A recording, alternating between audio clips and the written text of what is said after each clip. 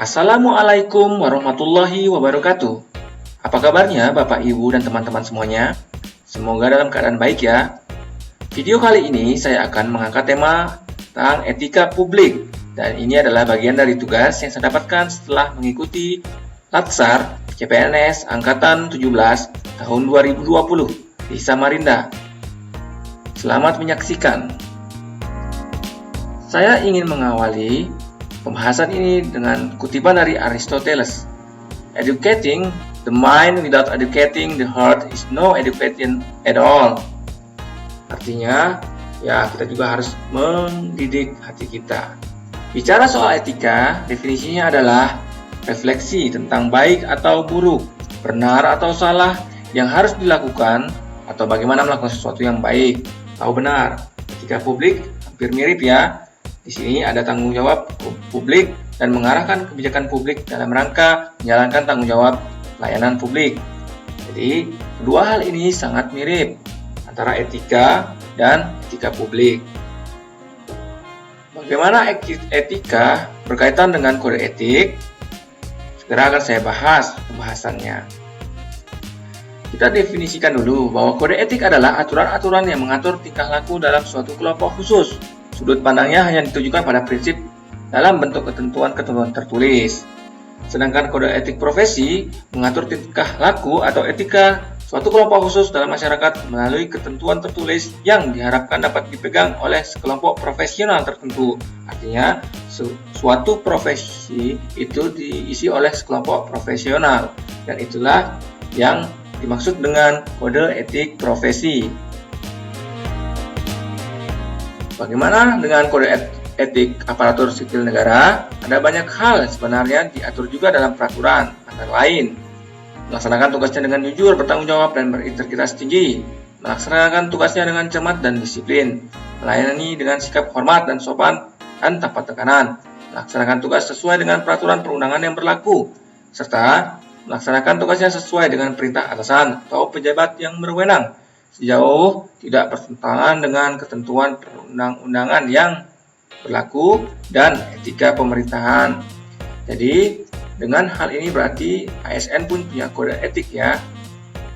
Baik Bapak, Ibu, dan teman-teman sekalian, ada beberapa nilai dasar etika publik yang terkandung dalam Undang-Undang ASN.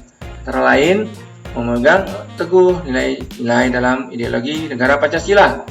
2. Setia mempertahankan Undang-Undang Dasar 1945. 3. Menjalankan tugas secara profesional dan tidak berpihak. Kemudian membuat keputusan berdasarkan prinsip keahlian. 5. Menciptakan lingkungan kerja yang non-diskriminatif. Dan keenam, memelihara dan menjunjung tinggi standar etika luhur.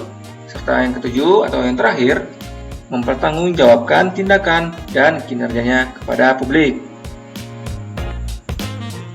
Dimensi etika publik ada 3 yang bisa dibahas di sini. Yang pertama, dimensi kualitas pelayanan publik. Kemudian ada juga dimensi modalitas. Dan yang terakhir adalah dimensi tindakan integritas publik. Semua ini terkait dengan pelayanan. Dan itulah etika publik seorang ASN. Adanya sistem sanksi dan norma etika yang perlu kita pelajari juga yang saya dapatkan dari pelatihan ini. Pertama, norma etika sebagai ketentuan dan kaidah moralitas. Kemudian yang kedua, norma hukum yang sebagian besar bersifat paksaan atau koersif. Yang terakhir adalah sanksi dalam norma etika dapat berupa kesadaran internal maupun sanksi sosial. Baik Bapak, Ibu, dan teman-teman sekalian, ada beberapa hal yang menjadi refleksi dan internalisasi saya. Pertama adalah pelayanan publik yang profesional membutuhkan tidak hanya kompetensi teknik dan leadership, namun juga kompetensi etika. Di sini ada peran dari moralitas. Kedua, ASN wajib menjaga citra karena merupakan bagian dari pemerintahan. Ketiga, nilai-nilai etika sebagai ASN terkandung dalam peraturan perundang-undangan.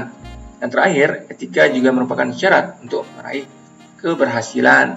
Jadi inilah yang saya dapatkan dari pelatihan ini dan harus saya resapi serta saya tunjukkan dalam kinerja. Dalam rencana aksi yang akan saya lakukan sebagai ASN, ada beberapa hal yang perlu saya jelaskan. Pertama, memegang teguh etika sebagai ASN. Kemudian melaksanakan tugas melayani masyarakat dengan prinsip etika publik. Kemudian sebagai dosen, saya akan melakukan kegiatan di lingkungan kerja sesuai etika, baik dengan sesama rekan kerja maupun kepada mahasiswa. Dan yang terakhir tentunya, saya akan menjaga institusi tempat saya bertugas, karena ini adalah bagian dari tanggung jawab moral saya sebagai ASN. Sekian presentasi dari saya, semoga bermanfaat dan sampai bertemu di video selanjutnya. Wassalamualaikum warahmatullahi wabarakatuh.